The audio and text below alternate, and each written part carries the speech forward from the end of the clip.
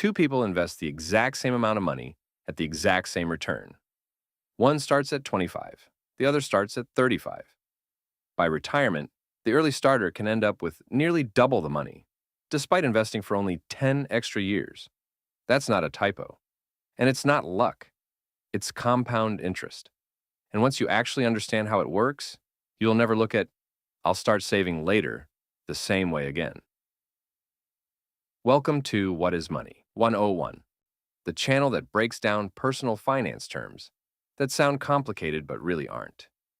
Every video, we take one term you've probably heard, but maybe couldn't fully explain, and break it down in plain English. No jargon, no fluff, just what you actually need to know. Today's question: what is compound interest? Let's get into it. Compound interest is interest earned not just on the money you originally put in, but on all the interest that money has already earned. In plain terms, your money starts making money, and then that money starts making money too. Compare that to simple interest, where you only ever earn a return on your original amount.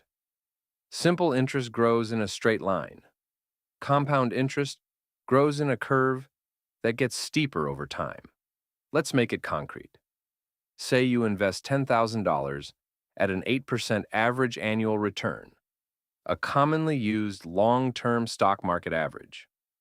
After year one, you have $10,800. In year two, you don't just earn 8% on your original $10,000. You earn 8% on $10,800, giving you $11,664. It looks small at first, but stretch that out.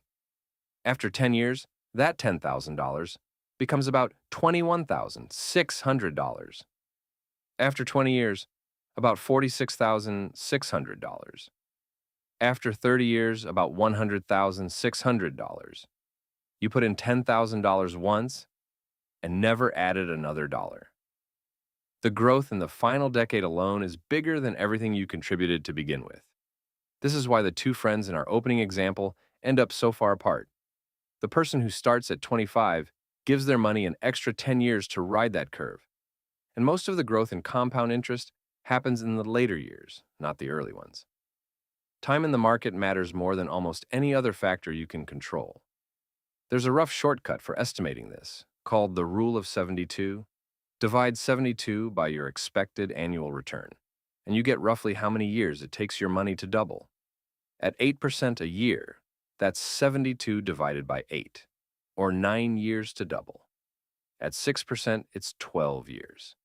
It's not exact, but it's a fast way to sanity check any investment.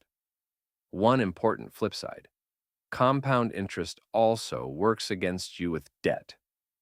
Credit card interest compounds too, which is exactly why a balance that isn't paid off can snowball out of control faster than people expect.